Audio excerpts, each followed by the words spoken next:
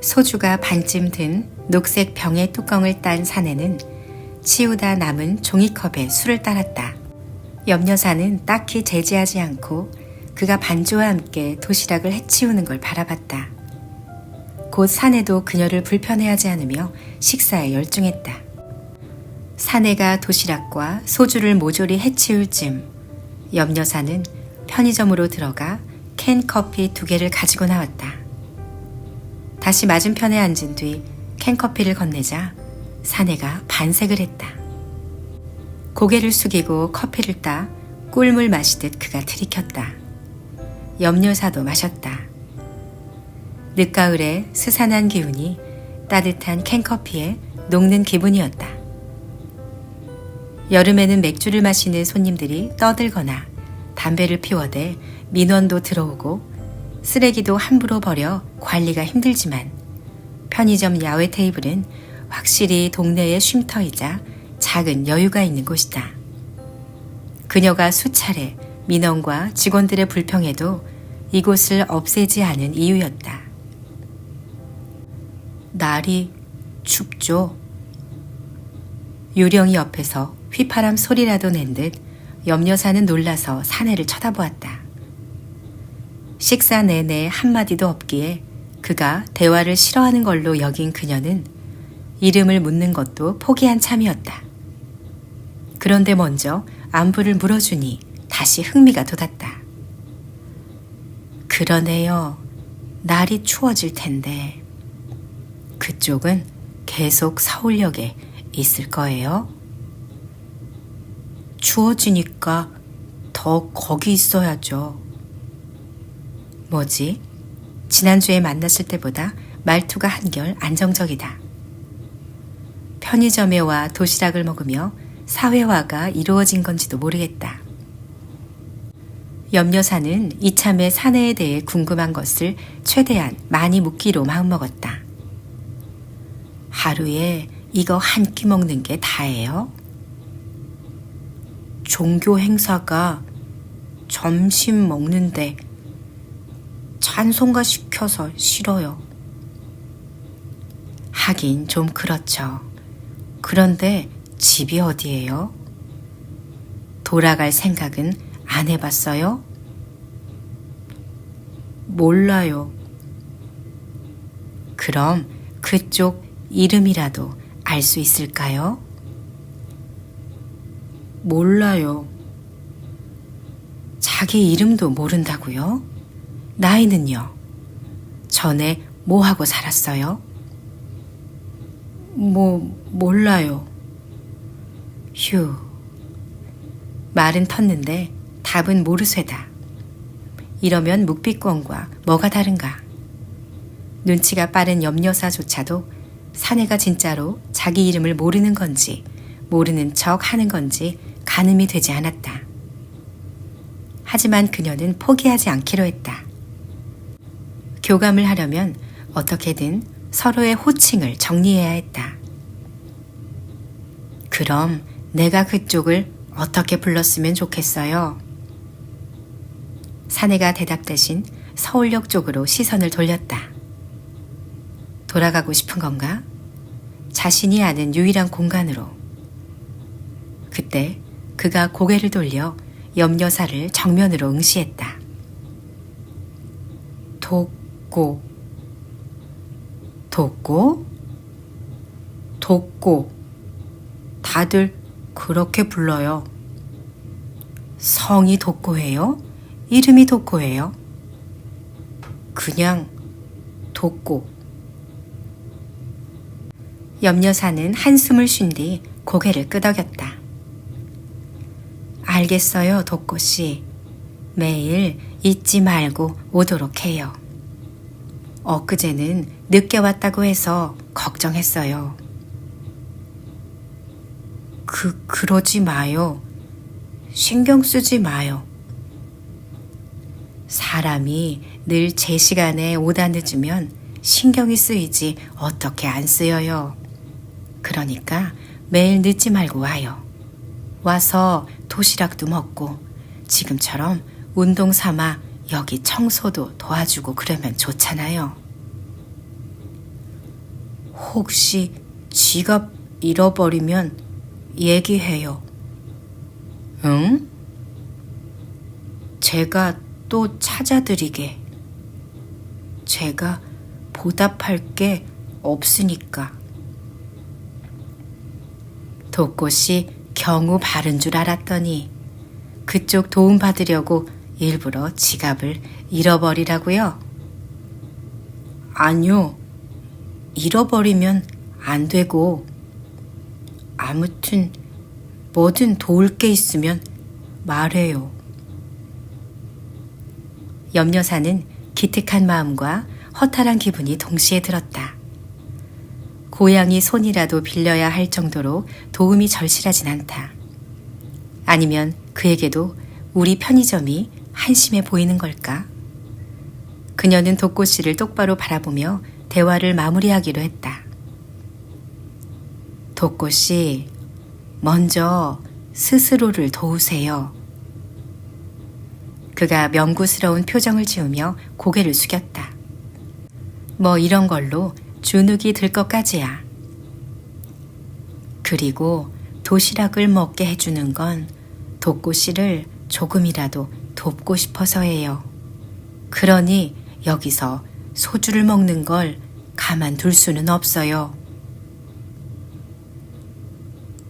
도시락은 안주가 아니라 끼니예요. 독꽃씨가 술 취하는 걸 내가 도울 수는 없습니다. 한 병간에 기별도 안 가는데. 어쨌든 난 원칙이 있는 사람이에요. 이 야외 테이블은 내 소유고 여기서 소주는 허락할 수 없으니 그렇게 알아요. 독꽃씨가 말없이 침을 삼켰다. 뒤이어 소주병으로 시선을 옮기더니 가만히 집어들었다. 염려사는 그가 그걸로 공격이라도 하는 게 아닌가 잠시 긴장했다.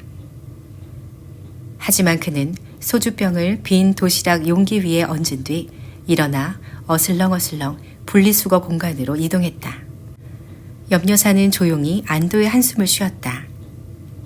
돌아온 독꽃씨는 예의 그 점퍼에서 알 수 없는 휴지 뭉치를 꺼내 테이블을 닦은 뒤 그녀에게 꾸벅 인사를 했다. 염려사는 독꽃이라 불리는 사내에 멀어져가는 뒷모습을 눈으로 배웅했다. 독고, 홀로 고독하다는 뜻일까? 아니면 독거인으로 살아서 독고라 불리게 된 걸까? 이름만큼이나 쓸쓸한 그의 뒷모습을 그녀는 당분간 신경 쓰지 않기로 했다. 사장님, 죄송하지만 급하게 그만두어야 할 것 같습니다. 그날 시연과 수다를 떨며 편의점의 저녁 시간을 지키던 염려사는 막 출근한 성필 씨의 말에 당황하지 않을 수 없었다. 그는 얼마 없는 머리숱을 손으로 쓸어대며 아는 분을 통해 중소기업 사장의 운전기사 일을 얻었다고 했다. 사흘 안에 출근해야 하는 상황이라 갑작스럽게 일을 그만둘 수밖에 없다며 사람 좋은 얼굴에 미안함을 담아 양해를 구했다. 야간 알바는 편의점에서 가장 힘든 시간대여서 인력 역시 구하기 어려웠다. 지난 1년 반 동안 성필 씨가 묵묵히 지켜준 덕에 별다른 걱정 없이 밤을 보냈는데 다시 이 자리가 비게 된다. 구할 순 있어도 금방 그만두는 바람에 수시로 땜빵을 서야 한다. 안정적인 야간 알바를 구할 때까지 앞으로 한동안 그렇게 보낼 생각을 하니 염려사는 벌써부터 머리가 지끈거렸다. 염려사는 성필 씨가 재취업으로 편의점을 떠날 때 기쁘게 응원해 주기로 마음먹었던 것을 떠올렸다. 그녀는 성필 씨에게 그동안 편의점의 밤을 잘 지켜줘 걱정 없이 지낼 수 있었다고 덕담을 건넨 뒤 보너스를 챙겨주겠다고 덧붙였다. 성필 씨는 감동한 표정을 지으며 남은 사흘도 마저 애쓰겠다고 답했다. 사장님 좀 멋진데요? 성필 씨가 조끼를 챙겨 입으러 창고에 간 사이 시연이 엄지를 치켜 세우며 말했다. 시연이 너도 합격만 해. 합격만 하면 출근 정장은 내가 사주마. 진짜요? 비싼 것도 돼요? 신입이 비싼 옷 입고 출근하면 찍혀. 무난한 걸로 사줄게. 그러니까 공부 열심히 해. 네. 아, 그나저나 당장 야간 알바를 구해야지. 너 친구들 중에 노는 애들 좀 알아봐라. 나도 교회 청년회에 말해놓을 테니까. 저 커미션 주는 거죠? 그래, 대신 못 구하면 네가 야간 알바 하는 거야. 그건 싫어요. 사흘 안에 사람 못 구하면 너 아니면 내가 해야 해. 오 여사는 아들 때문에 안 되고 우리밖에 더 있니? 그럼 이 할머니가 야간에 여길 지키며 물건 진열 다 할 수 있겠니? 어떻게 생각하니? 염여사가 일장 연설을 하자 시연이 애매한 표정을 지으며 눈을 굴렸다. 알아볼게요. 노는 애들은 많아요. 짱 좋은 사장님 있다고 해. 그럼요. 염여사는 쏟아지는 물품 박스를 보며 한숨이 절로 나왔다. 장사도 안 되면서 발주 욕심은 왜 이리 냈는지. 그녀는 스스로를 원망하며 출입문 앞에 쌓여가는 박스를 옮기기 시작했다. 배송 매니저는 출입문까지만 배송해준다. 여기서부터 창고까지는 편의점 직원이 직접 옮겨야 한다. 몇 차례 나르는 것만으로도 다리가 떨렸다. 염여사는 마지막 박스를 쌓아놓고 가는 배송 매니저의 뒷모습을 보며 한숨을 내쉬었다. 성필 씨가 일을 그만둔 지도 일주일. 역시 야간 알바는 쉽게 구해지지 않았다. 처음 사흘은 몇 달 뒤 입대를 앞둔 교회 청년이 자원했지만 고작 며칠이라고는 부모님이 반대한다는 뻔한 거짓말을 남기고 꽁무니를 빼고 말았다. 그 녀석 그래서는 군대에서 어떻게 버틸까 걱정이 되기도 했지만 사실은 편의점의 밤이 더 걱정이었다. 이후 사흘째 염여사가 밤을 새우며 근무 중이다. 시연은 마침 특강이 생겨서 새벽부터 노량진으로 가야 한다며 잔뜩 미안해만 했다. 얄미운 지고 진짜로 열심히 공부하는지 문제라도 출제해 확인하고 싶은 심정이었다. 아닌 게 아니라 역사 선생 출신인 염여사는 공무원 시험에 나오는 역사 문제는 눈 감고도 풀 수 있었고 그 분야에 대해서는 시연에게 도움을 줄 수도 있었다. 하지만 시연은 선생님보다는 사장님으로 염여사를 대하고 싶다며 한사코 거절했다. 어쩌면 시연은 공부보다는 편의점 알바로 용돈을 벌며 시간을 축내고 있는지도 모르겠다. 또 남 걱정을 하고 있다. 당장 야간 알바를 구해야 하는 게 내 문제다. 낮에는 아들에게 전화를 걸었다가 울화만 치밀고 말았다. 아들놈은 자기가 백수인 줄 아냐면서 설령 백수가 맞더라도 나 같은 고급 인력이 편의점 야간 알바나 할 수 없다며 그러게 편의점을 팔지 않고 왜 그 고생을 하냐며 이참에 팔고 자신의 새 사업에 투자하고 쉬시라는 실로 도움은커녕 우는 사람 뺨 때리는 발언을 쏟아냈다. 염여사는 너는 편의점에서 껌 하나 못 얻어먹을 거라고 선언한 뒤 전화를 끊었다.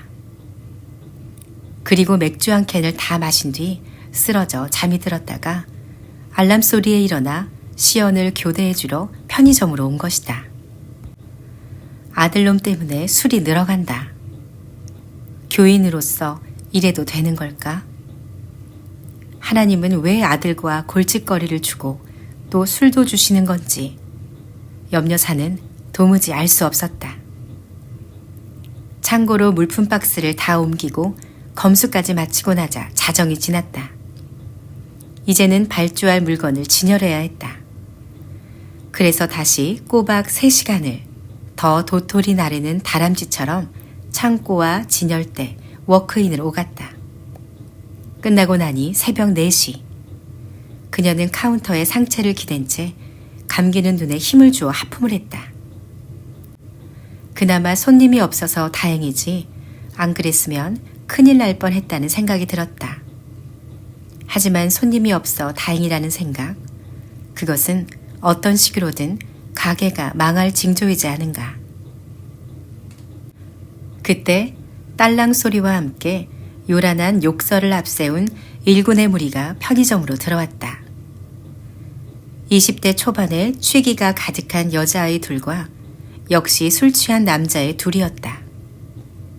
노란색과 보라색으로 염색한 두 여자아이는 연신 욕설을 섞으며 자기들끼리 떠들었고, 남자애들은 음흉함과 허세가 섞인 말투로 그 아이들의 비위를 맞춰주고 있었다.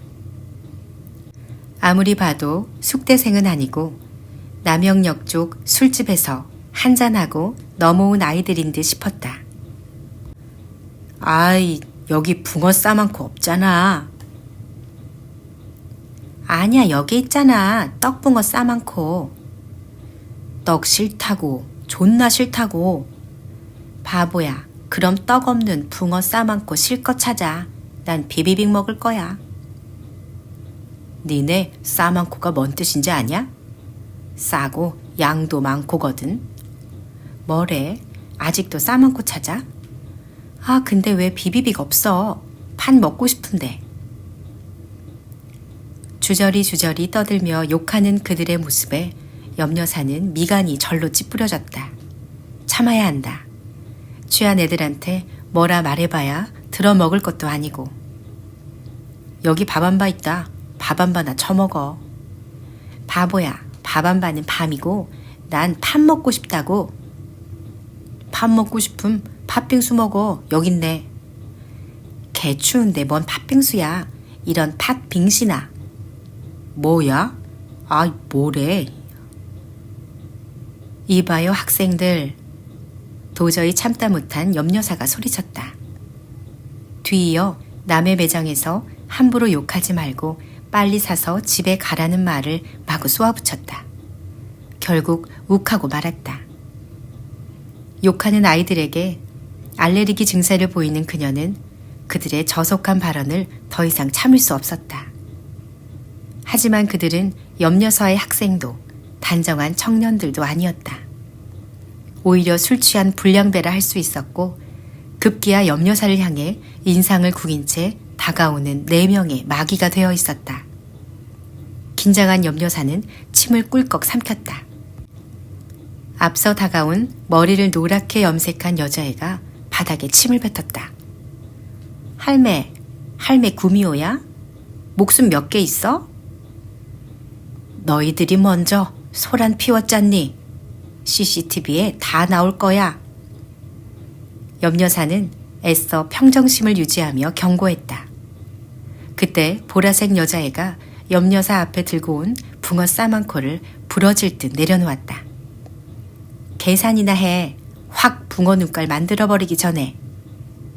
두 여자애는 깔깔 비웃으며 염려사에게 당장이라도 손찌검을 날릴 태세였고, 사내의 둘은 뒤에서 이 광경을 보며 실실거리고 있었다. 순간 염려사도 독이 올랐다. 염려사는 물러서지 않기로 했다. 너희들에게 안 팔아. 나가.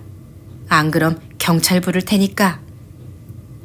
그러자 노란 여자애가 붕어 싸만코 하나를 집어들더니 염려사의 머리를 톡 쳤다. 순식간에 벌어진 일에 염려사는 눈만 동그랗게 뜨고 어찌할 바를 몰랐다. 할매, 아까 뭐랬어? 이봐요, 학생들. 우리가 어딜 봐서 학생이야? 꼰대들은 걸핏하면 젊은 사람 다 학생이래. 나 학교 안 다니거든. 나 할매 같은 선생 죽방 날려 퇴학당했거든. 노란 여자애가 다시 붕어 싸만코로 염려사의 볼을 치려는 순간, 염려사가 여자애의 손목을 꽉 잡아버렸다. 너 혼나볼래 진짜? 염려사는 있는 힘을 다해 여자아이의 손목을 꽉 잡았다. 노란 여자애는 기성을 지르며 반항했지만 그녀의 악력을 이기지 못했다. 오히려 염여사가 손을 놓자 반아가던 힘을 어쩌지 못하고 털썩 주저앉았다. 그 모습에 보라색 아이가 염여사의 어깨를 틀어주었고 염여사는 반사적으로 여자아이의 머리채를 잡아 붕어 싸만코가 놓인 계산대 위로 눌렀다. 붕어 눈깔 만든다고? 그게 어른한테 할 소리니? 염여사는 보라색 여자의 발악에도 한동안 그녀의 머리를 흔들어 혼을 쏙 빼준 뒤 놓아주었다. 곧 여자애는 정신이 다 나간 표정으로 가쁜 숨을 내쉬며 기침을 캑캑 해댔다. 그러자 사내놈들의 표정이 험악해졌다. 염여사는 서둘러 유선 전화기에 수화기를 내려놓았다. 이대로 놔둔 채 시간이 흐르면 가까운 지구대로 자동으로 연결이 된다. 노인네가 진짜 뒤지려고 환장했나? 사내의 하나가 포스기를 부술 듯 달려들었다.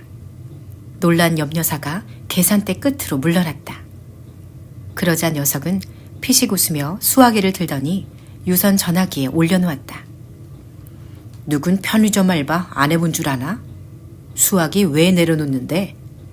경찰 불러 뭐 할 건데? 실수였다. 수화기를 내려놓기보다 포스기 긴급 버튼을 눌러야 했다. 녀석은 다시 한번 희죽이고는 일행에게 외쳤다. 야, CCTV 녹화기 챙기면 돼. 돈도 챙기고. 염여사는 등골이 차가워지는 걸 느끼며 꼼짝할 수 없었다. 사내놈들이 흥분한 채 괴성을 지르기 시작했고 여자애들은 포스기에 달려들었다. 겁에 질린 염여사는 어찌할 바 모른 채 손만 떨고 있었다. 그때 딸랑 소리와 함께 문이 열리며 누군가 들어왔다. 야, 이 자식들아! 천둥이 치는 것 같은 목청이었다. 사내애들과 여자애들의 시선이 한순간에 문으로 향했다. 염여사 역시 간신히 고개를 들어보니 독고씨였다.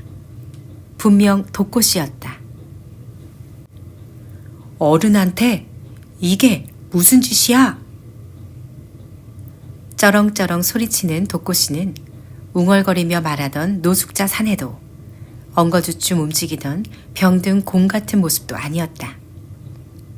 염여사는 구원의 군대가 강림한 듯 독고씨를 보며 감탄할 따름이었다.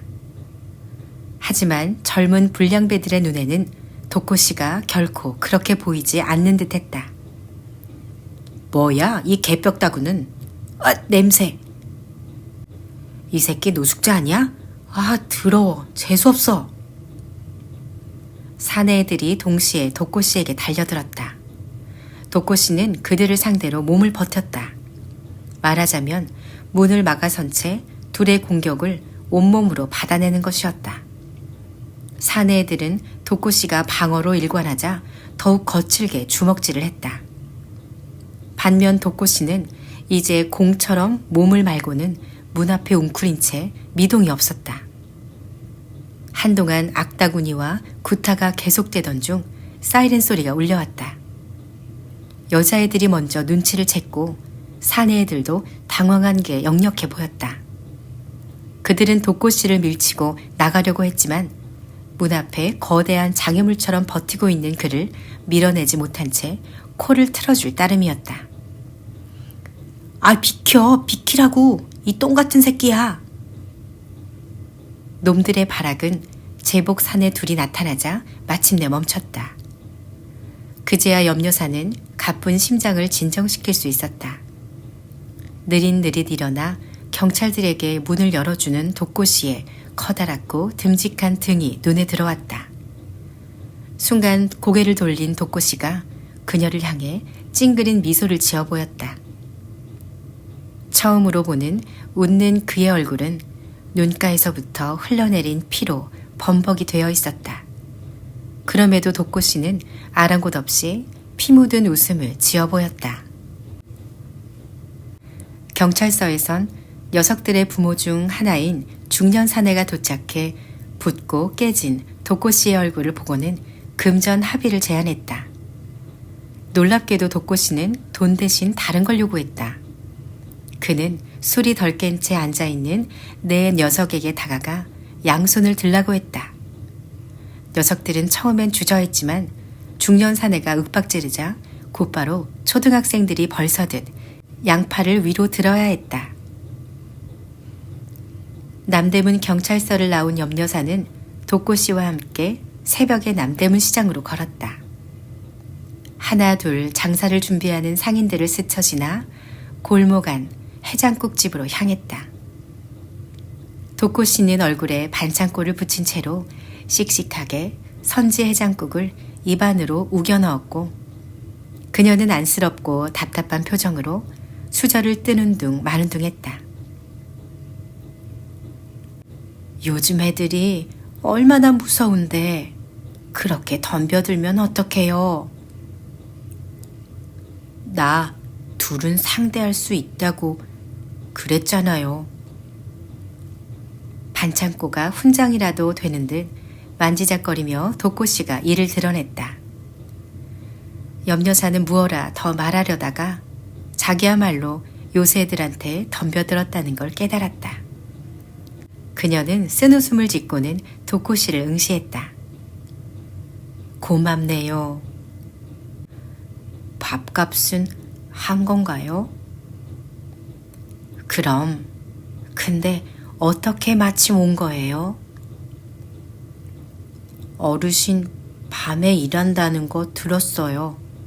잠도 안 오고 걱정도 돼서 갔죠. 휴, 난 그쪽이 더 걱정되네요. 독고 씨는 민망한지 머리를 극적이고는 다시 수저질을 했다. 독고 씨가 당당히 나서길래 소시적에 싸움이나 좀 한 줄 알았어요. 그런데 그렇게 맞고만 있을 줄은 몰랐네. 마침 순찰차가 왔으니 망정이지 크게 다칠 수도 있었다고요. 경찰 내가 불렀죠. 응? 부근에 공중전화 있어요. 애들 시비 거는 거 보고 신고하고 온 거예요. 그럼 좀 맞다 보면 경찰이 구해주니까. 순간 염여사의 입이 떡 벌어졌다. 독고 씨는 경우만 바른 게 아니라 머리도 좋다. 무엇보다 날 위해 그렇게 순찰도 돌고 대신 맞아도 줬다. 순식간에 감탄과 감동이 염여사의 머릿속에 뭉게뭉게 차올랐다. 그녀는 다시 아무렇지도 않게 머리를 벅벅 긁으며 해장국을 먹는 독고 씨를 살폈다. 소주 한 병 시켜줘요? 독고 씨의 작은 눈이 커졌다. 진짜요? 근데 이거 마지막 술이에요. 이거 먹고 술 끊는 조건으로 우리 가게 일 좀 봐줘요. 독고 씨의 커다란 머리가 갸우뚱거렸다. 제가요? 독고 씨 할 수 있어요. 곧 날 추워질 텐데 밤에도 따뜻한 편의점에 머물고 돈도 벌고 얼마나 좋아요. 염여사는 독고 씨의 눈을 똑바로 응시하며 답을 기다렸다. 독고 씨는 시선을 피한 채 곤란한 듯 광대를 연신 실룩이다가 작은 눈을 돌려 그녀를 살폈다. 저한테 왜 잘해주세요? 독고 씨 하는 만큼이야. 게다가 나 힘들고 무서워 밤에 편의점 못 있겠어요. 그쪽이 일해줘야 해요. 나 누군지 모르잖아요. 뭘 몰라. 나 도와주는 사람이죠. 나도 나를 모르는데 믿을 수 있어요? 내가 고등학교 선생으로 정년 채울 때까지 만난 학생만 수만 명이에요. 사람 보는 눈 있어요. 독고 씨는 술만 끊으면 잘할 수 있을 거예요. 한동안 독고씨는 자신의 수염을 쓸어대며 입술을 조물딱거렸다. 갑작스러운 제안이긴 하지만 거절당하면 마음이 불편할 것 같았다. 독고씨에게 손으로 수염 그만 만지작대고 어서 말하라고 독촉하고 싶은 마음이 끌어올랐다. 그때 결심한 듯 독고씨가 염려사를 응시했다. 그럼 한 병 더요. 한 병만 먹고 끊는 건 좀 억울해서. 그러도록 해요. 밥 먹고 나면 내가 갑을 해줄 테니 사우나 가서 씻고 머리도 깎고 옷도 사입고, 응? 그리고 나서 저녁에 편의점으로 와요. 고마워요. 염여사는 소주 2병을 주문했다. 곧 나온 소주 1병을 그녀가 직접 뚜껑을 따 독고씨에게 따라줬다. 그리고 자신의 소주잔도 채웠다. 두 사람은 건배로 고용 계약을 마무리 지었다.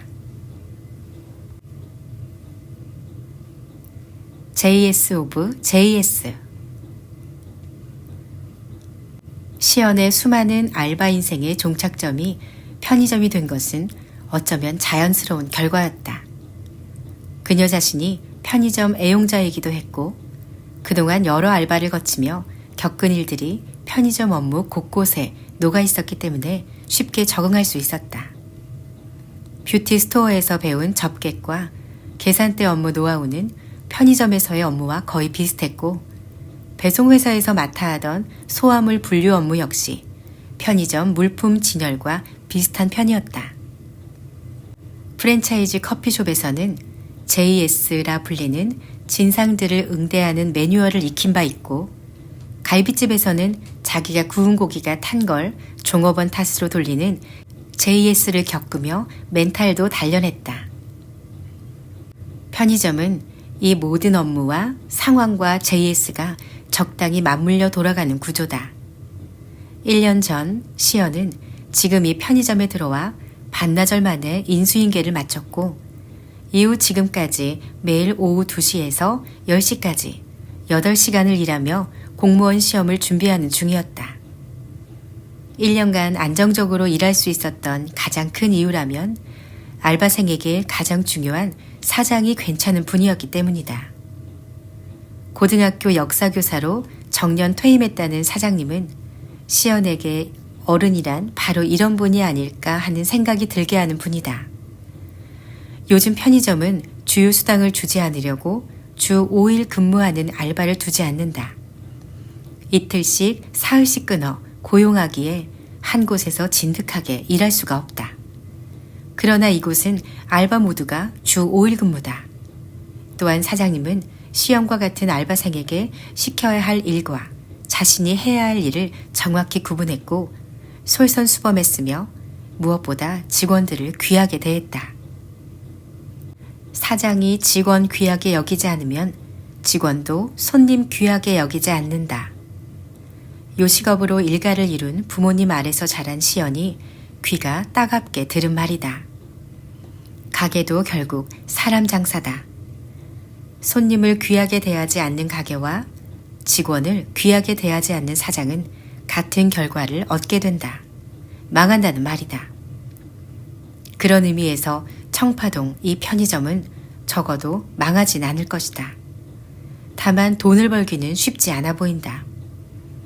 그동안 주변에 다른 편의점이 2개나 생겼고 노령 인구가 많은 이곳은 편의점보다는 동네 마트를 선호하는 편이다. 그나마 숙대 학생들이 있는데 학생들이 등하교 하는 큰 길에서 살짝 벗어난 곳에 자리한지라 도움이 되는 것 같진 않다. 그저 하숙이나 자취를 하는 학생들이 좀 드나들 뿐이다. 장사가 잘 안 된다는 것은 사실 알바생인 시연에겐 편하게 일할 수 있다는 뜻이다. 이처럼 알바생에게도 편의를 제공하는 이 편의점을 그녀가 어찌 그만둘 수 있겠는가 말이다. 그렇지만 동시에 사장님께 미안한 마음이 들기도 해 시연은 손님들에게 최선을 다해 친절하게 응대하려고 한다. 꾸준히 찾아오는 단골이라도 있어야 그나마 가게가 유지될 테니까. 이렇게 단련된 시어님에도 어디서 이사를 왔는지 최근 꾸준히 드나드는 JS 하나는 치가 떨릴 정도로 싫다. 40대 중반으로 보이는 이 아저씨는 마른 체구에 툭 튀어나온 눈이 딱 봐도 고약하게 생겼는데 처음 왔을 때부터 반말에 돈 던지기를 시전해 그녀를 경악해 했다. 그는 마치 시연이 기계라도 되는 양 반말로 원하는 바를 입력하고 결과 역시 재촉했다. 그런데 항의하기에는 또 애매한 게 시연의 실수를 짚는 것이라 늘 당할 수밖에 없었고 그래서 더 분했다.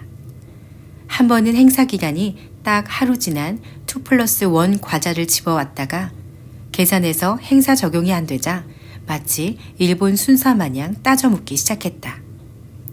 왜 안 된다는 건데? 손님, 이게 어제까지 행사여서요. 적용이 안 됩니다. 그럼 기간 지난 그 안내판 왜 안 내렸어? 내가 이거 고민해 고른 건데 이제 어쩌자는 거야? 이번만 적용해. 그럴 순 없어요. 행사 안내판에 기한이 적혀 있는데요. 그걸 확인하셨으면. 아니 내가 노안인데 그 좁쌀만하게 쓴 걸 어떻게 읽으란 거야? 요즘 40 넘으면 다 노안 오는데. 기한 표시를 크게 제대로 했어야지. 이거 중장년층 차별하는 거야 뭐야? 사과의 의미로 적용해. 손님 죄송합니다만 그건 어렵겠어요. 이따위 과자 안 먹어. 담배. 어떤 걸로 드릴까요? 맨날 피우는 거 있잖아. 내가 매일 담배 팔아주는데 그 정도는 외울 수 있는 거 아닌가? 단골 대하는 게 이래서야 장사가 되겠어? 날짜가 지난 안내판을 치우지 못한 게 첫 번째 실수였고 무슨 담배를 피우는지 알지만 놈의 잡돌이에 정신이 나가 상표를 물은 게 두 번째 실수였다. 사실 전자는 놈이 노안만 아니면 알아보고 안 살 수 있는 것이고 후자는 잘못이 아니다. 하지만 이놈의 JS는 애매한 상황을 이용해 시연에게 화풀이하듯 잔소리를 늘어놓고 가는 것이다. 담배를 받고 돈을 던진 뒤 놈은 잔돈을 챙겨 밖으로 나가 야외 테이블에서 담배를 피웠다. 금연이라고 붙여뒀지만 아랑곳 없이 피우고 꽁초도 아무데나 버리고 간다. 자기는 마음껏 진상질을 떨면서 남의 실수 같지 않은 실수는 따져대는 놈은 정말이지 JS 오브 JS다. 시연은 JS가 나타나는 8시에서 9시 사이가 되면 마음이 불편해졌다. 출입문에 달린 종의 딸랑 소리와 함께 그 눈 튀어나온 금붕어 같은 얼굴이 들어오면 계산을 마치고 갈 때까지 내내 심장이 덜덜댔다. 오늘은 또 뭔 진상을 부리려나 불안하고 불편한 마음이 차올랐다. 하지만 그때뿐이다. 딱 그 시간에 와 담배와 주전부리를 사가는 게 전부이기에 그녀는 그냥 옆집에 못된 인간이 살면 가끔 마주치는 고약한 일을 당할 수밖에 없는 것과 같은 거라고 자신을 다독였다. 늦가을도 다 지나가던 저녁, 사장님이 한 남자와 편의점에 들어섰을 때 시연은 입이 떡 벌어지지 않을 수 없었다. 그녀는 남자의 인상에서 수염이 차지하는 비중이 그렇게 크다는 걸 처음으로 실감하게 되었다. 남자도 여자도 머리빨이 있다는 건 알고 있었으나 덥수룩하고 아무렇게나 자란 잡초 같던 콧수염과 턱수염을 말끔히 정리한 도꼬 씨의 얼굴을 본 순간 언제나 멀리하고 싶던 노숙자가 아닌 번듯한 친척 아저씨를 떠올릴 수밖에 없었다.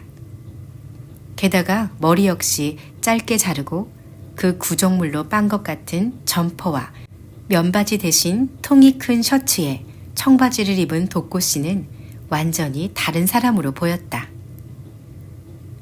눈이 좀 작긴 해도 오뚝한 콧날과 수염이 없어져 말쑥해진 인매에 강인해 보이는 턱선에서는 남성미까지 느껴졌다. 게다가 넓은 어깨와 등판은 듬직함을 더했고 엉거주춤한 자세도 똑바로 서자 키도 더 커 보였다. 환골탈태한 독고씨를 데리고 온 사장님은 마치 자신이 만든 로봇이라도 소개하듯 뿌듯한 표정으로 시연에게 그가 야간 알바를 맡을 거라 말했다. 헐.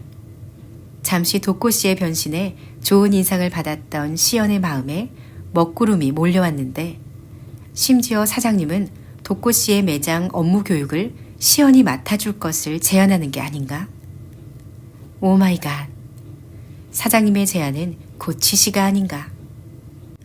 시연은 직원 교육은 아무래도 교육자로서의 경험이 풍부한 사장님께서 더 잘하실 것 같다고 나름 둘러댔으나 바로 묵살되었다. 포스기 사용법이나 접객 모두 젊은 시연이 더 센스 있다는 게 그 이유였고 사장님은 사장님대로 야간에 물건을 받는 것이나 매장 제품 진열을 가르치겠다고 했다. 시연은 어쩔 수 없이 수긍했다. 이제 자신과 사장님이 독고씨를 이 편의점의 일꾼으로 만들어야 했다. 공백이 생긴 야간 알바를 언제까지나 사장님이 맡아 할 수는 없는 노릇이었기 때문이다. 사실 시연은 딱히 의리가 있거나 무엇을 잘 챙기는 사람은 아니었다. 그녀는 흔히 말하는 아싸에 가까웠고 친구도 많지 않았다. 평범하게 대학까지 졸업했고 자신의 성격에 가장 잘 맞는 일이 공무원처럼 평범한 일이 아닐까 해서 구급을 준비하게 된 것이다. 문제는 이제 주변의 모두가 공무원을 준비한다는 것이었다. 시연이 보기엔 충분히 버라이어티한 삶과 화려한 스펙을 지닌 친구들이 안정적이라는 이유로 공무원 시험에 도전하고 있었고 때문에 경쟁률은 말도 못하게 치솟고 있었다. 너희들은 충분히 도전적이고 인싸고 해외 연수 같은 것도 다녀오고 그랬잖니? 그런데 너희들은 좀 더 진취적인 분야의 일을 추구해도 될 것 같은데 왜 다들 지루할 게 뻔한 공무원이 되려고 줄을 서는 거야? 이런 건 충분히 지루한데 익숙한 나 같은 인생에게 맡겨주면 안 될까? 그것이 시연의 불만이자 고민이었다. 한편으로 이곳 염려산의 편의점은 시연에게 공무원 생활을 예비 체험하게 해주는 곳이기도 했다. 대학을 졸업하고 취업에 실패한 뒤 공무원 시험을 준비하며 여러 가지 알바를 전전한 끝에 이곳에 안착하게 되었고 꾸준히 일할 수 있었다. 오전에 노량진에서 수업을 듣고 지하철로 남영역에 와 오후부터 밤까지 이곳에서 일한 뒤 사당동 집으로 퇴근하는 일상은 그녀에겐 익숙한 생활이 되었다. 엄마는 왜 동네 편의점에서 안 하고 청파동까지 가냐고 하지만 동네 편의점에서 일하며 아는 애들이나 가족을 마주치는 것만큼 끔찍한 일은 없었다.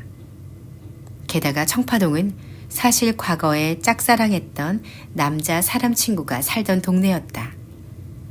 그 녀석을 따라 두어 번 와봤던 동네이기도 해서 시연에겐 나름 추억이 있는 곳이었다. 와플하우스라는 곳에서 엄청 맛있는 딸기 빙수를 먹으며 잠시 데이트 비슷한 것을 하기도 했는데 녀석은 불쑥 호주로 워킹 홀리데이를 떠나 몇 년이 지난 지금까지 돌아오지 않고 있다. 아마 덩치 큰 호주 여자와 살림을 차렸거나 캥거루 밥 주는 알바를 하며 새끼 캥거루와 사랑에 빠졌는지도 모르겠다. 아무튼 청파동 골목의 한 모퉁이 편의점이 지금 시연에겐 가장 안정감을 주는 공간이다. 공무원 시험에 합격하기 전까지 그녀는 절대 이곳을 뜰 생각이 없다.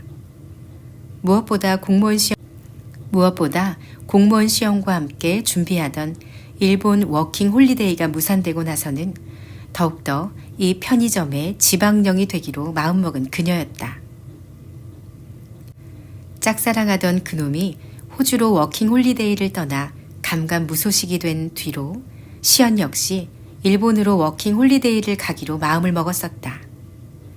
1억과를 졸업했고 일본 애니 덕후인 그녀로서는 당연한 선택 중 하나였지만 차일피일 미뤄왔던 게 사실이었는데 젠장 올해 6월 일본과의 무역 전쟁이 시작되고 한일 관계가 아쿠아일로에 빠지자 그녀의 플랜 B는 불가능한 꿈이 되어버렸다. 공무원이 되면 계절마다 주말마다 일본 소도시 여행을 다니려던 꿈도 기약 없는 일이 되어버렸다. 시연은 개인의 꿈이 외교 문제로 무너지는 경험을 하자 비로소 자신이 사회의 일원이라는 느낌이 들었다. 그녀는 촛불을 들거나 축구를 응원하려고 광장에 나가는 사람들과는 자신이 전혀 다른 부류라고 느꼈다.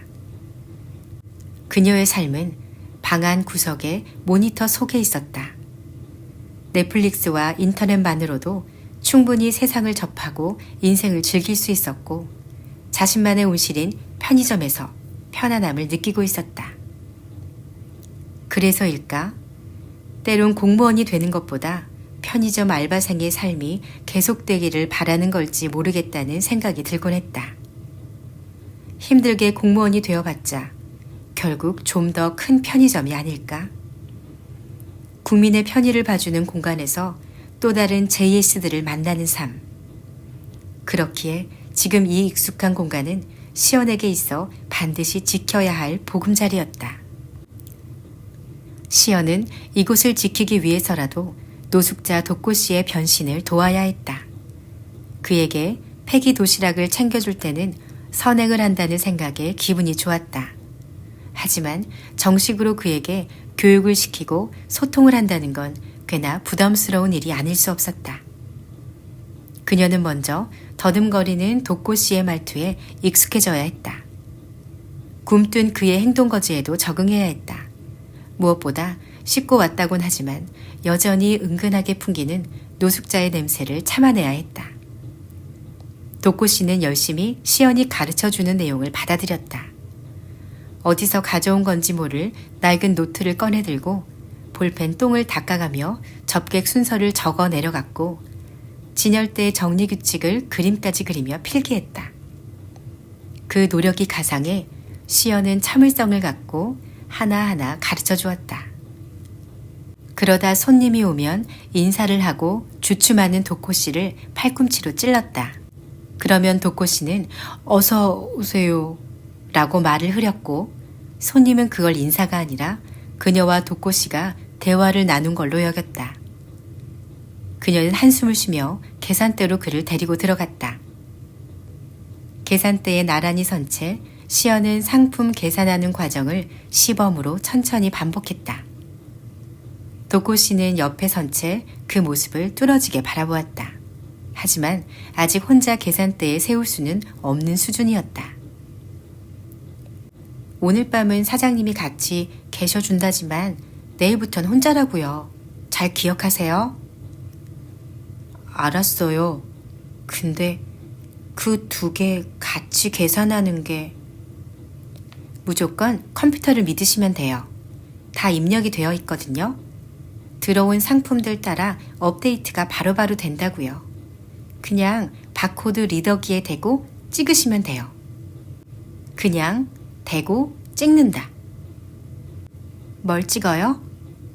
상품요. 상품 어디요? 그거 줄 많은 바코드인가? 바코드요. 그니까 바코드에 줄에 대고 이렇게 딱 찍으면 끝. 오케이? 오케이. 시연은 잠시 머리가 뜨거워졌지만 자기보다 20살 많아 보이는 아저씨에게 이것저것 지시하고 가르치는 게 뿌듯하기도 했다. 무엇보다 편의점 안쪽 테이블에서 친구와 수다를 떨면서도 수시로 시연의 교육을 살피는 사장님의 시선에 흡족함을 느꼈다. 시연은 사장님이 좋았다.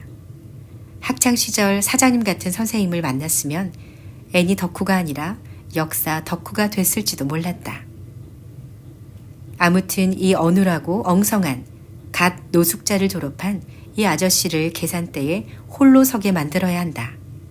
시연은 뜬금없이 노트에 바코드를 그리고 있는 도꼬 씨를 향해 매서운 시선을 던졌다. 다음 날 학원 수업을 마치고 편의점에 들어선 시연에게 카운터에 오 여사가 득달같이 다가왔다. 시연 씨, 그 미련 곰탱이 같은 인간 대체 뭐예요? 시연은 자기도 모르게 코드숨을 쳤다. 어른들이 주로 쓰는 미련 곰탱이라는 단어가 이렇게 적절하게 들린 건 처음이기 때문이다. 오 여사는 마치 도코 씨를 데려온 게 시연이라도 되는 양 따져 물었다. 아니, 오 여사의 말투는 늘 따지는 듯하다. 원래 성격이 그런지 아니면 말썽쟁이 아들 때문인지 그녀는 공격성으로 무장한 말투로 모두에게 따져 묻는다. 심지어 손님에게도. 아니, 웃지만 말고 내 말에 대답해봐요. 혹시 시연 씨가 소개한 사람이에요? 뭐 하던 사람인데 뭐 하나 제대로 못 알아듣고 말도 더듬고 말이야. 저 아니고요. 사장님이 직접 발탁하셨습니다. 시연은 더 말하기 귀찮아 그렇게 정색한 뒤 창고로 향했다. 오 여사가 유일하게 나긋나긋 공손하게 말하는 건 사장님을 대할 때뿐이다. 그녀는 사장님과 같은 교회를 다니는 동네 이웃으로 사장님을 언니라고 부르며 엄청 따른다. 그럴만도 하다. 오 여사 본인은 자신이 딱 부러진다고 생각하겠지만 사실 매몰차고 화가 많은 성격으로 서비스 업종에는 전혀 안 어울리기에 그녀를 받아주고 일도 주는 사장님에게 충성할 수밖에 없다. 유니폼 좁기를 입고 나온 시연을 겨냥하듯 오 여사의 투덜댐이 다시 시작됐다. 대체 사장님은 어디서 그런 사람을 데려온 거예요? 나한텐 말을 안 해주더라고. 혹시 시연 씨 아는 거 있으면 말해봐요. 응? 저도 딱히 모르겠어요. 도코 씨가 노숙자였다고 말하는 순간 오 여사는 퇴근도 하지 않고 옆에 붙어 나라가 망한 것처럼 떠들어낼 것이기에 말을 아끼기로 했다. 그래도 한숨이 나오는 건 어쩔 수 없었다. 대체 언제쯤 이 아줌마의 수다와 질문 세례를 받지 않고 일과를 시작할 수 있을까? 참 모르겠네. 사장님이 야간일 너무 힘들어서 아무나 뽑은 것 같은데 내가 보기엔 분명 큰 사고 칠 인간으로 보이더라고. 야간에 술 취한 손님이랑 다투거나 계산 엉망으로 하거나 아니면 작정하고 삥땅을 칠 수도 있는 거고. 아무래도 우리가 같이 사장님에게 반대 의견을 내야 하지 않을까? 전 잘 모르겠어요. 근데 나쁜 사람 같진 않더라고요. 누가 처음부터 나쁜가? 시연 씨가 사회생활 많이 안 해봐서 그런데 그 사람같이 어수룩하고 어눌한 사람들이 나중에 몰래 헤쳐먹고 그런다고. 사장님도 사실 학교에만 있어서 사회에 얼마나 못된 사람이 많은지를 몰라요. 안 그래도 저도 저녁에 그분 계산하는 거 가르쳐 주느라 힘들더라고요. 그런데 어쩌겠어요. 당장 야간 알바가 없으니. 그니까 시연 씨 주변에 노는 친구 없어? 실수다. 괜히 말을 더 섞어 질문이 계속되고 있다. 제가 친구가 별로 없어서요. 아니 왜 젊은 사람이 친구도 없고 그래. 활발히 활동을 해야 될 때에. 뭐지? 이건 싸우자는 건가? 시연은 발끈하는 심정을 감추고 밝은 표정으로 되물었다. 오 여사님 아드님은 어때요? 저번에 집에서 게임만 해서 골치라고 하셨잖아요. 아휴, 우리 아들은 이런 일 못해. 요새 공무원이나 준비하겠다고 하던데. 내가 무슨 공무원 시험을 보냐고. 이왕이면 외무고시 봐서 외교관 목표로 하라고 그랬어.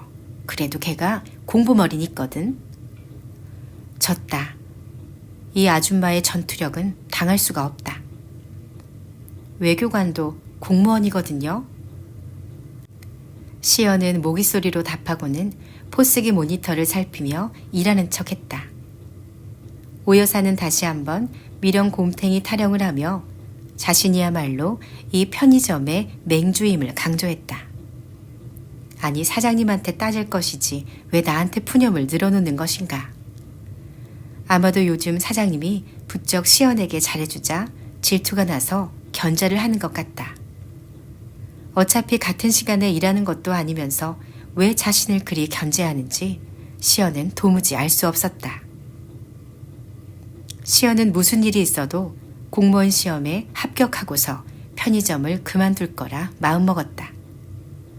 오 여사의 아들이 외무고시에서 고배를 마시는 꼴을 비웃어주고 이곳을 떠나겠다고 다짐했다. 오 여사가 수고하란 말을 남기고 총총 사라졌다. 혼자다. 한숨을 돌리는데 손님이 들어왔다.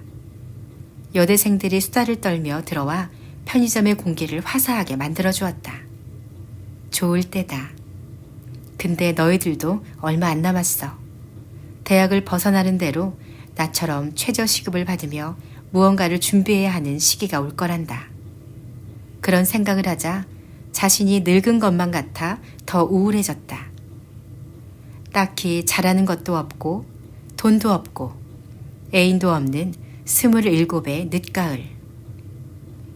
몇 해 더 이대로 보내면 30이다. 30이면 청춘이 다 끝났다고 여기던 그 숫자를 받아들여야 하는 것이다. 계산이요. 시연은 퍼뜩 정신을 차렸다. 여대생 셋이 이것저것 물건을 올려놓은 채 자신을 뚫어져라 쳐다보고 있었다. 시연은 다가올 나이 계산을 뒤로하고 물건 계산에 집중했다. 미련 곰탱이는 꿀을 빨 준비를 하러 등장했다. 이제 겨울이 닥쳐오는데 노숙자 신세였던 그가 따뜻한 편의점에서 밤을 보내는 것만 해도 다행이지 않은가?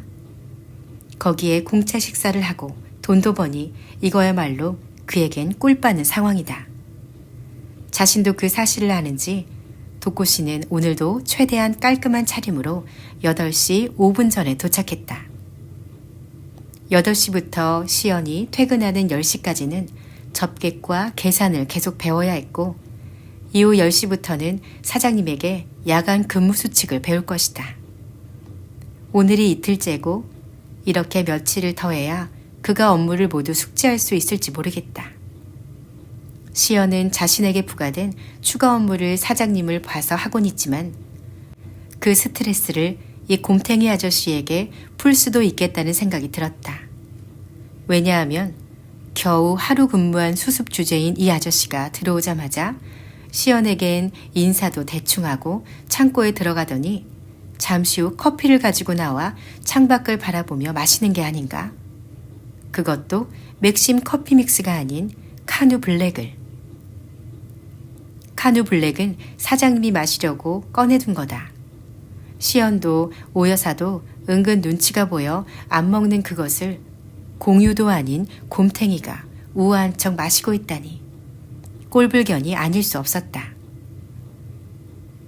밤에 자꾸 졸려 커피 계속 마셨어요. 이게 제일 좋더라고요. 어느새 다가온 도꼬 씨가 속내도 모르고 말한다. 시연은 헛웃음을 지은 뒤 톡 쏘아붙였다.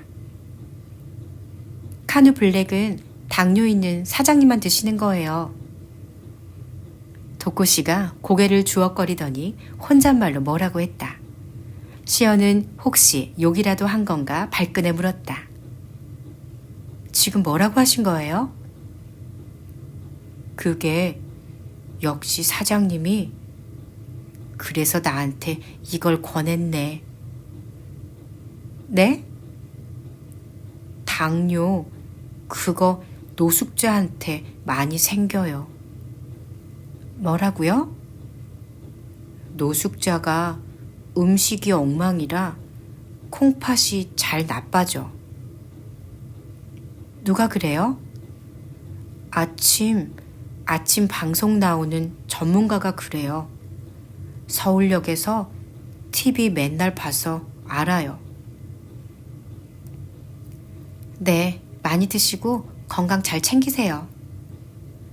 시연은 말을 아끼기로 한 오늘의 결정을 다시 한번 되새겼다. 오 여사는 말이 많아서 도꼬 씨는 말을 더듬어서 커뮤니케이션 불가다. 정말이지 말이 통하는 사람들과 일하고 싶다. 사장님은 왜 그리 이해심이 넓은 건지 모르겠다. 선생님이라서? 교회 권사님이라서? 아니면 나이가 들면 다 그런 내공이 생기는 건가? 딸랑. 손님이 들어오는 소리에 시연은 도꼬 씨를 돌아보며 눈짓을 했다. 그는 또 어서 오세요 라며 타이밍 늦게 인사한 뒤 커피를 후루룩 마시고 계산대로 왔다. 시연은 자리를 비켜주며 매의 눈으로 계산하는 모습을 살피려는데 아뿔싸 JS 오브 JS였다.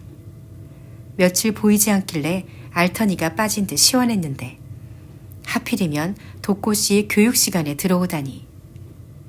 시연은 도꼬 씨의 귀에 대고 나직이 말했다.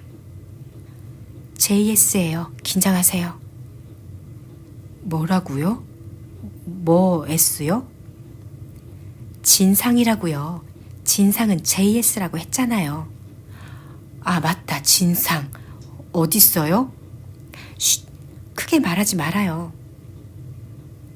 듣고 오기라도 하듯 JS가 태연이 계산대로 다가왔다. 시연이 도꼬 씨에게 더 주의를 주기도 전에 놈은 과자 몇 개를 계산대에 던져놓았다. 도꼬 씨는 침팬지가 스마트폰을 집듯 엉성하게 바코드 리더기를 집어들고 화려한 과자 봉지 그림들 사이에서 바코드를 열심히 찾기 시작했다. 틀렸다. 봉지를 구매하겠냐고 먼저 물었어야 한다. 에라 모르겠다.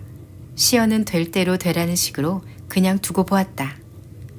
마침내 바코드를 찾아 리더기로 찍은 도꼬 씨가 더듬거리며 가격을 말했다. JS는 시연을 쓱 돌아보고 비웃음을 지었다. 신입 교육 중인 걸 눈치챈 듯 했다. 담배. 도꼬 씨가 JS를 쳐다보며 고개를 갸웃했다. 안 피우는데. 담배 달라고. 아, 담배. 뭐? 야, 너 손님한테 말버릇이 그게 뭐야? 너 몇 살이야? 몰라.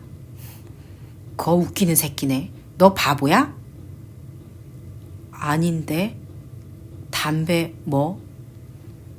JS가 코드숨을 치고는 시연을 돌아봤다.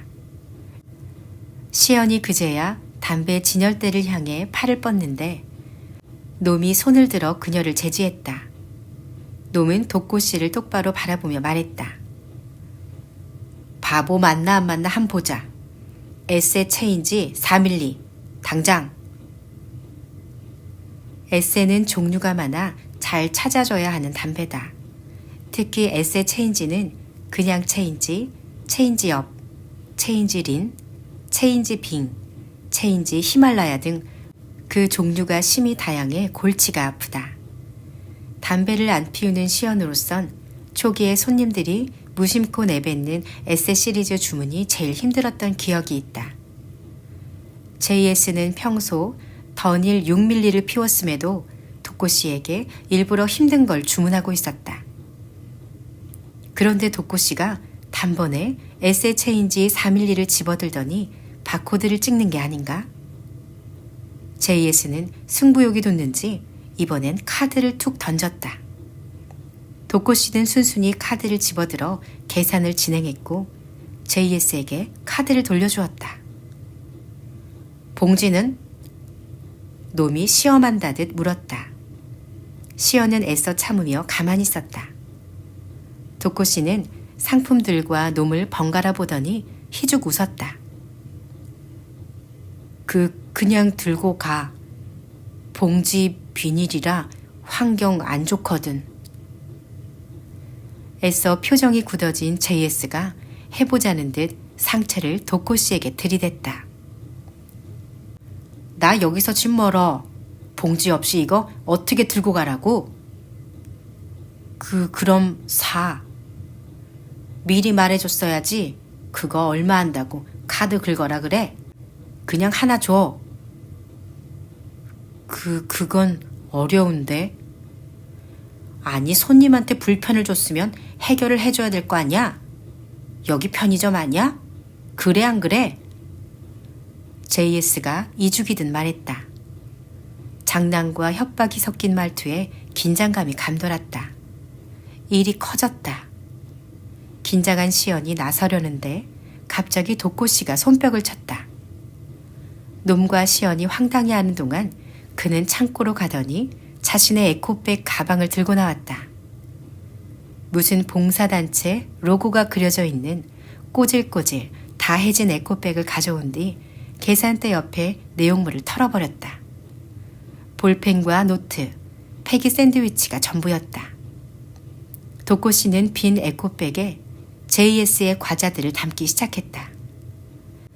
놈은 혀를 차며 그런 도코 씨를 희귀동물 보듯 살폈다. 당신 지금 뭐 하는 거야? 여기 담아가라고. 그 더러운 거에 물건 담으면 어떡해? 더러운 건 빨았으면 돼. 보다 못한 시연이 나섰다. 죄송합니다. 이분이 처음이라 비닐봉지에 담아드릴게요. 시연이 물건을 담은 도코 씨의 에코백을 잡았다. 하지만 도코 씨는 꿈쩍하지 않았다. 당황한 시연을 뒤로하고는 그는 손을 쭉 뻗어 놈의 코앞에 에코백을 들이댔다. JS는 도코 씨를 한동안 노려보았고 시연은 난감해진 채로 도코 씨를 돌아보았다. 도코 씨의 작은 눈은 거의 감다시피 했지만 그래서 더 싸늘해 보였고 꾹 담은 입술에 이어진 넓은 턱은 강력한 무기처럼 튀어나와 있었다. 도코 씨는 계속 말없이 에코백을 내민 채 서 있었다. 시연은 어찌할 바를 모른 채 다시 JS를 돌아봤다. 놈은 툭 튀어나온 눈으로 도코 씨를 죽일 듯 노려봤지만 꿈쩍없는 도코 씨의 태도에 당황한 듯 했다. 곧 놈이 짜증난 표정으로 도코 씨에게서 에코백을 채갔다. 저울에 추가 기울듯 JS는 에코백을 내려뜨린 채 돌아서 편의점을 나갔다. 순식간에 벌어진 남자들의 기싸움에 시연은 새우가 된 것처럼 등허리가 굽어진 듯 했다. 방금 전 무슨 일이 있었냐는 듯 도코 씨는 노트에 볼펜으로 꼭 봉지를 먼저라고 적고 있었다. 시연은 전운이 감돌던 그의 무서운 표정을 애써 잊으려 목청을 가다듬었다. 도코 씨, 어쨌거나 봉지 안 준 건 잘했어요. 미안해요. 내가 까먹었어요. 시연 씨가 분명 가르쳐줬는데. 미안할 건 아니고 다음부턴 잊지 마세요. 그리고 아무리 JS여도 손님은 손님이니 싸우면 안 됩니다. 그러자 도코 씨가 씩 웃어 보였다. 2명까진 끄떡없어요. 2명이랑 싸울 수 있다는 건지 손님 2명을 한 번에 접객할 수 있다는 건지 알 수 없었지만 그의 웃는 얼굴에서 좀 전에 서늘한 눈빛은 찾아볼 수 없었다. 그녀는 한숨을 돌리며 방금 전 궁금증을 떠올렸다. 그런데 담배 어떻게 그렇게 쉽게 찾았어요? 간밤에 담배 손님이 많아서 후딱 외웠어요. 에세는 에세1, 에세 스페셜 골드, 에세 스페셜 골드 1mm, 에세 스페셜 골드 0.5, 에세 클래식, 에세 수 0.5, 에세 수 0.1, 에세 골든 리프, 에세 골든 리프 1mm. 도코 씨가 마치 구구단 외우듯 담배 종류를 줄줄이 내뱉었다. 깜짝 놀란 시연은 한동안 멍하니 있다가 그의 말을 끊었다. 됐고요. 그걸 하루에 다 외웠다고요?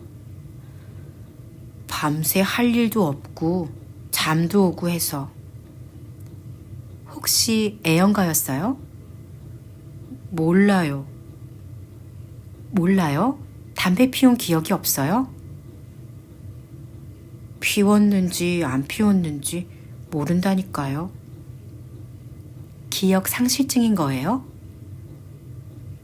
술 때문에 머리가 갔어요. 그럼 과거 언제까지 기억해요? 몰라요. 시연은 대화를 자제하기로 한 아까의 다짐을 또 까먹은 걸 후회했다. 그럼에도 JS를 그렇게 퇴치한 건 정말이지 통쾌하지 않을 수 없었다. 시연은 도코 씨가 카누 블랙을 마셔도 더 이상 미워하지 않기로 했다. 퇴근할 시간이 되었는데도 사장님은 오지 않았다. 시연은 문자를 넣었다. 어디시냐고 묻는 질문에 돌아온 답신의 내용은 이러했다. 수요 예배에 갔다 집에 들어왔고 오늘부터는 독고씨 혼자 일한다.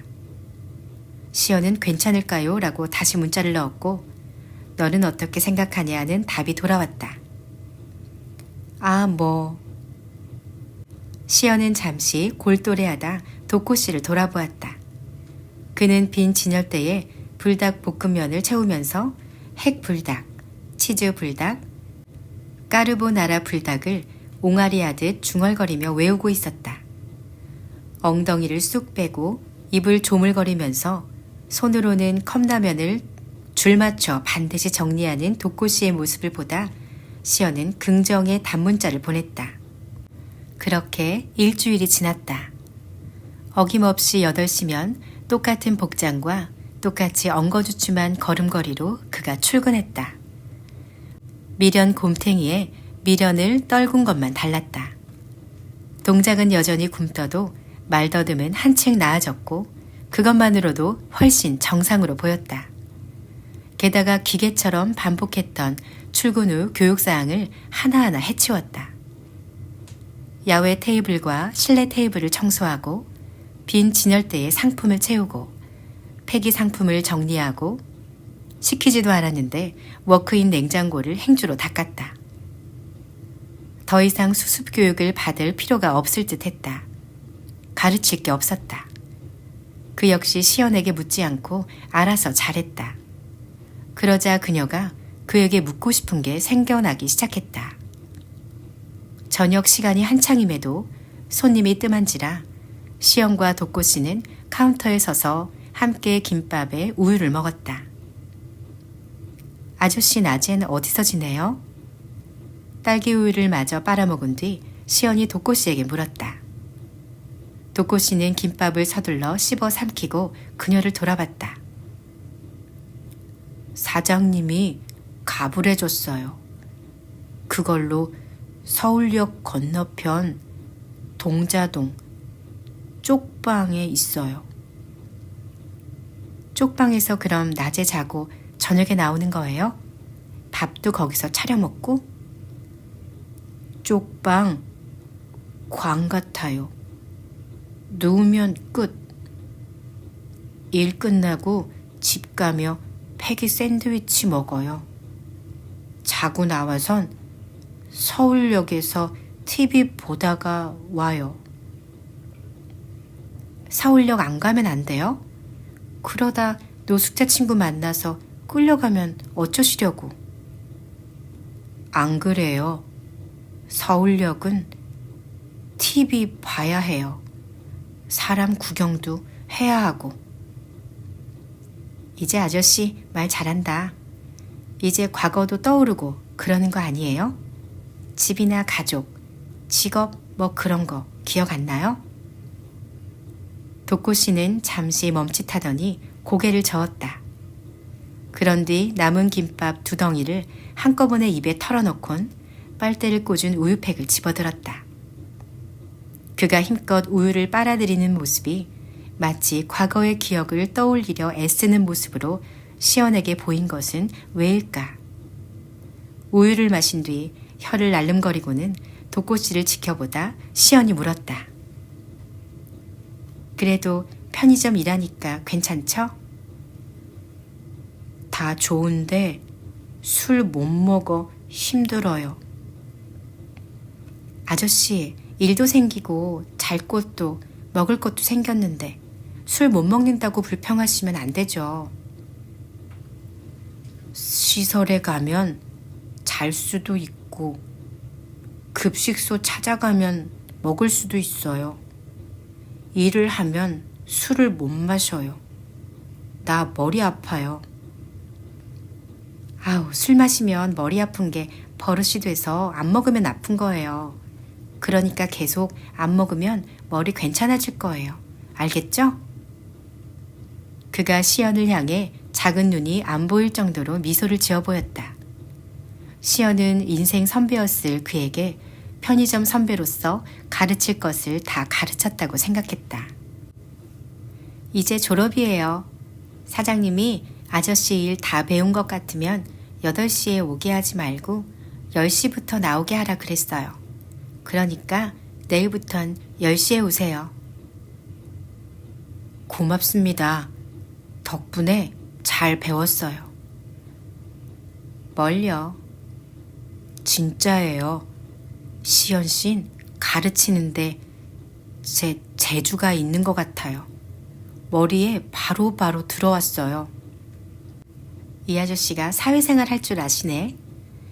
아무래도 노숙자 되기 전에 잘 나가셨던 것 같아. 솔직히 내가 막 뭐라고 할 때 가소롭고 그랬던 거 아니에요? 아니요. 난 텅 비었어요.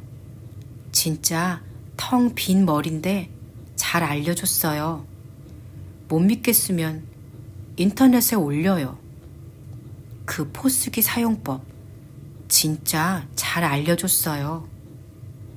그런 걸 인터넷에 어디 올려요? 유튜브에다가. 유튜브요? 그걸 왜 올려요? 필요한 사람들이 필요해요. 말 많이 하시니까 또 중원부원이시네.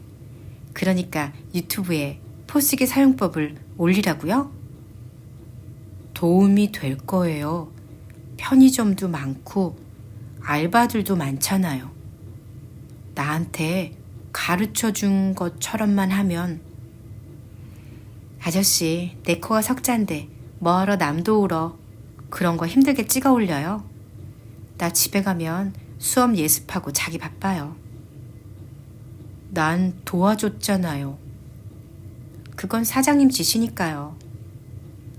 사장님 지시지만 잘 알려줬잖아요. 순간 시연은 정신이 번쩍 들었다. 어쨌든 자신이 이 사내에게 진짜 도움을 준 거고 자신은 그걸 자랑스러워해도 되는 것이었다. 그리고 유튜브 그거 돈 된대요. TV에서 그랬어요. 도코씨가 눈을 반짝이며 시연에게 말했다. 평소 같으면 헛웃음을 지었겠지만 그녀는 이내 생각에 잠겼다. 그리고 한동안 로그인하지 않은 자신의 유튜브 아이디와 비밀번호를 기억해내기 위해 애썼다. 안녕하세요. Always 편의점 포스기 배우기 2번째 시간입니다.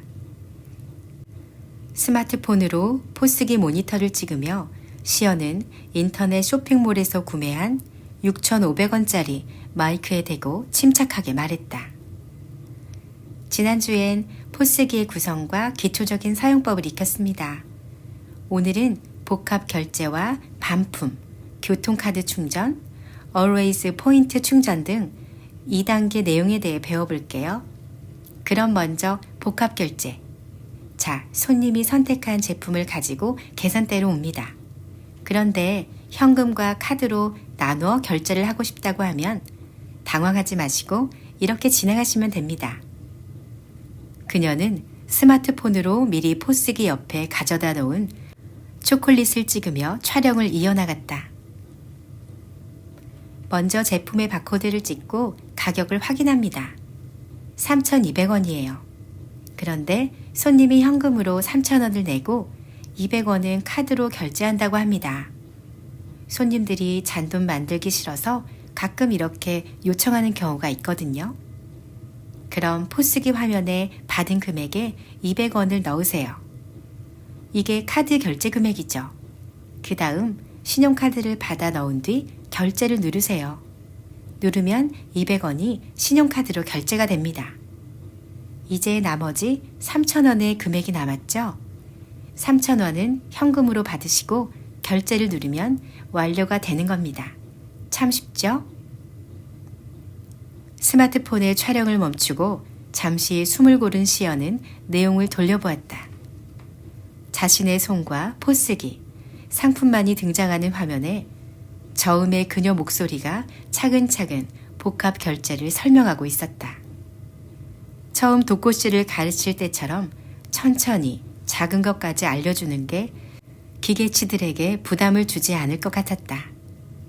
그녀 역시 기계치라서 알바 초기엔 포스기 다루기가 껄끄러웠던 게 사실이었다.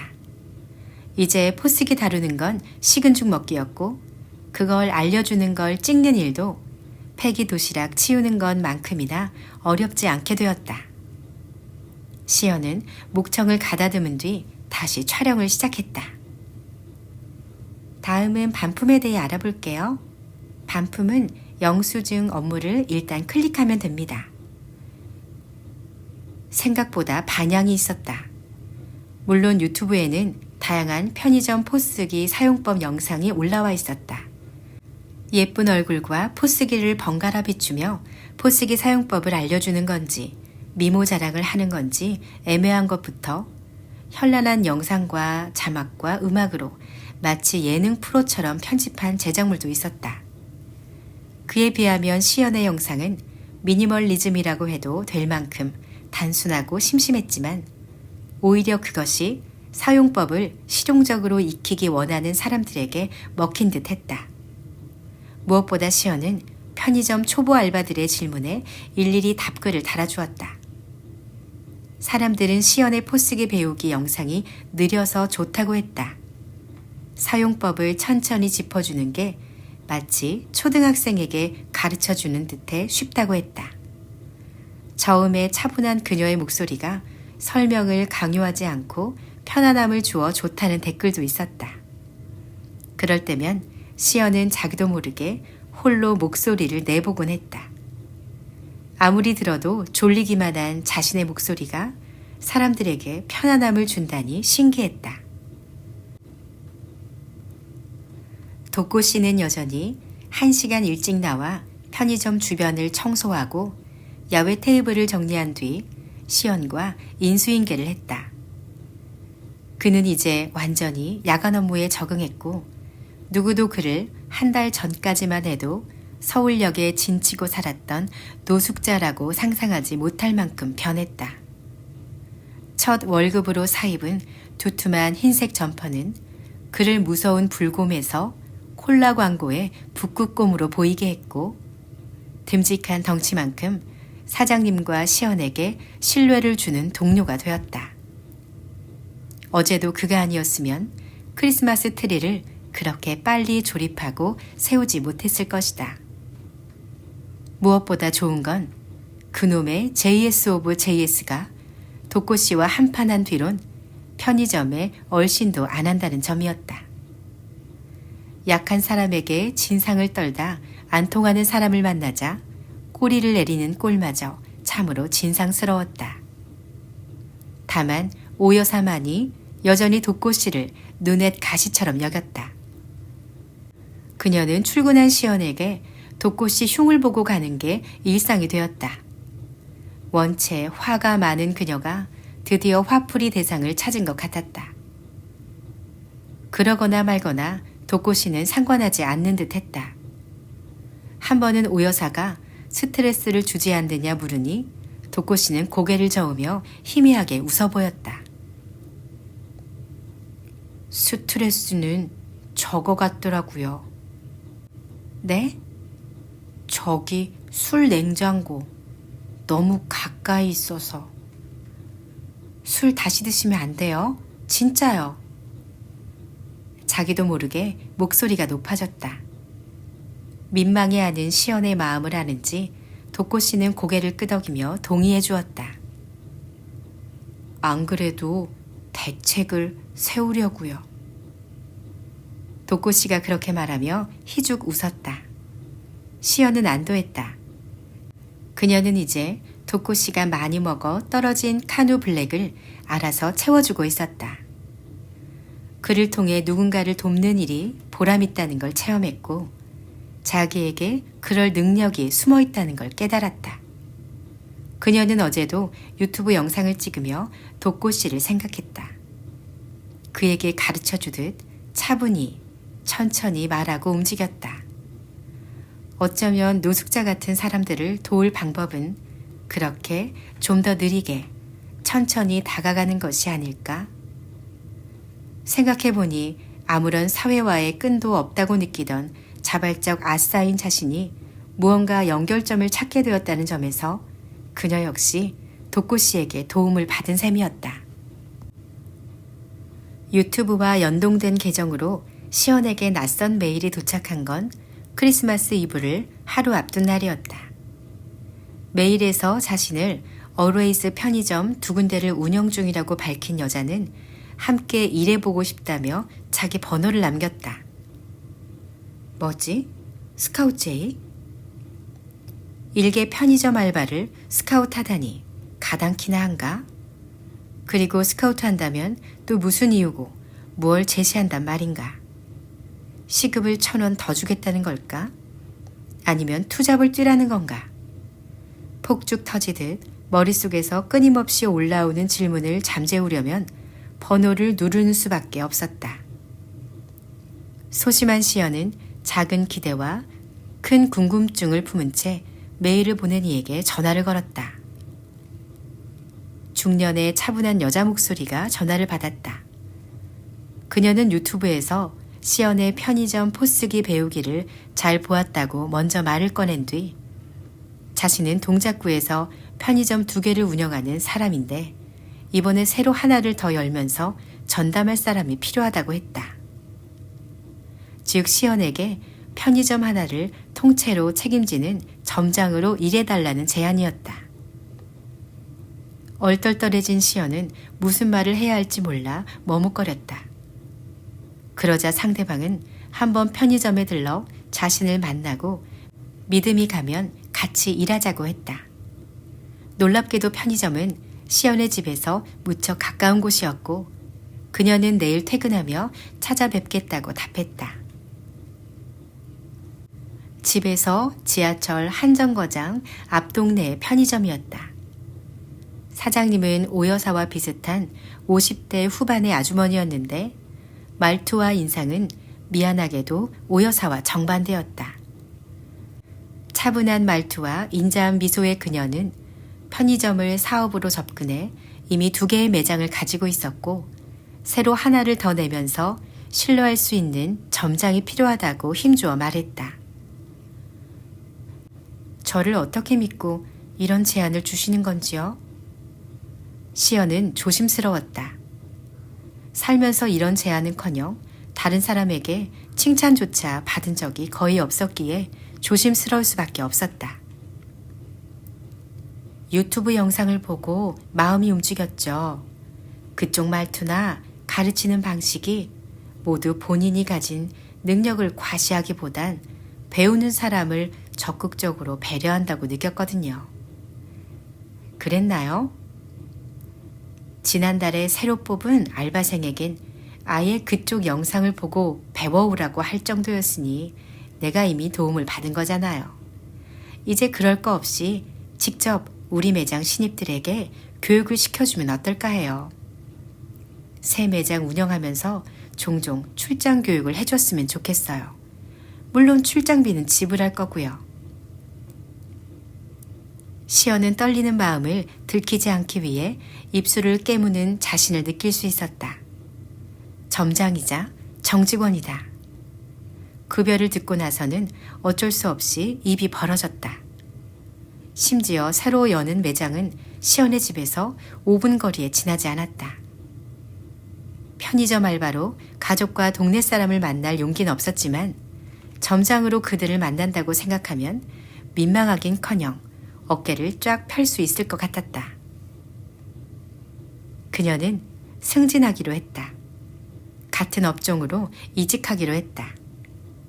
걸어서 집으로 돌아가는 길은 크리스마스 이브를 뽐내듯 활기가 넘치고 있었다. 거리마다 커플들과 빨갛고 하얀 소품들이 넘실거렸다. 올해도 남친 없이 보내는 크리스마스였지만 그녀는 전혀 춥지 않았다. 새 고용주는 열흘 뒤에 새 매장을 오픈한다고 서둘러 줄 것을 부탁했다. 새해를 새 직장에서 시작하는 것이었다. 시연은 걱정 반, 미안함 반으로 사장님이 오기만을 기다렸다. 저녁 시간이면 퇴근하듯 들러 그녀에게 하루 상황을 확인하는 사장님이 이제는 시연이 아닌 다른 사람에게 보고를 받아야 할 것이다. 그게 또 미안함을 느끼게 하는 와중에 사장님이 하얀 봉투를 들고 들어왔다. 붕어빵 좀 사왔는데 같이 먹자. 시연은 하얀 봉투 안에 귀엽게 나란히 있는 붕어빵 하나를 집어들었다. 사장님의 따뜻한 마음 같은 붕어빵을 결심한 듯 머리부터 뜯어 먹었다. 그리고 사장님께 자초지종을 설명했다. 사장님은 붕어빵을 먹다 말고 시연의 말을 듣기만 했다. 다 듣고 난 그녀는 시연을 보며 붕어빵을 와작 씹었다. 잘 됐네. 죄송해요. 갑자기 그만둔다고 해서. 아니야. 너무 오래 해서 이러다 내가 끝까지 책임져야 하나 걱정했거든. 잘 됐어, 정말. 괜히 그렇게 말하시는 거 알아요. 그렇게 들리냐? 네. 그럼 사실대로 말할게. 안 그래도 너 자르려고 했다. 너도 알다시피 매출이 형편없잖니. 게다가 오 여사랑 독고 씨도 일을 더 하고 싶다고 해서. 너 업무 시간을 나랑 오 여사, 독고 씨가 나눠 하고 급여 지출을 줄이려고 했지. 네? 매출이 줄면 사람을 줄여야 하는데 오 여사도 독고 씨도 이게 유일한 생계 수단인데 어째 자를 수가 없잖아. 근데 시연이 넌 어쨌든 집에서 밥도 먹여주고 시험도 얼마 안 남았잖아. 이참에 공부에 집중하라는 핑계로 자를 수 있을 것 같았거든. 에이, 농담이시죠? 진짜야? 농담이라고 해주세요. 안 그럼 서운할 것 같거든요. 서운하고 서러워야 뒤도 안 돌아보고 나가지. 나가서 다른 곳 가봐야 여기가 그립지. 그리워야 고마움도 더해지고. 안 그러냐? 벌써 고맙거든요. 시연은 눈에서 눈물이 연그는 게 느껴졌다. 노련한 사장님은 웃으며 붕어빵을 다시 와작 씹었다. 시연도 눈물을 참고 붕어빵을 씹었다. 달콤한 팥의 식감이 그녀의 혀를 간지렸다.